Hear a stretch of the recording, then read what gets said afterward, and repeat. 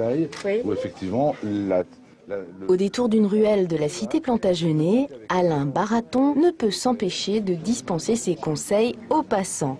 Et quand on lui demande s'il a réponse à tout, Non mais c'est le jardin, c'est pas une école de savoir, c'est simplement une école de bon sens et d'observation.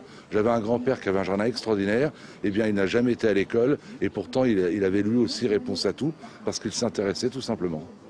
entre cours et jardin, c'est bien sûr l'occasion de dévoiler au public le patrimoine Manceau et ses secrets.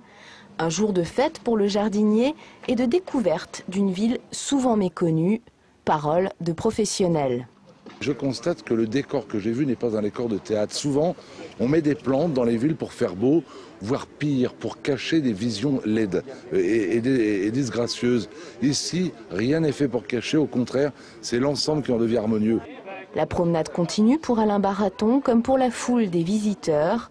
Le marché aux plantes fait recette.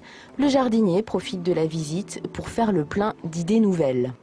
Le jardinier, en fait, est un pilleur. C'est un homme qui fait rarement preuve d'originalité. Et je dois vous avouer qu'aujourd'hui, j'ai vu quantité de murs, par exemple, dans des cours, habillés avec des plantes auxquelles je n'avais pas forcément pensé. Donc forcément, je vais repartir à Versailles avec quelques petites idées supplémentaires, car nous aussi, nous avons des murs à couvrir.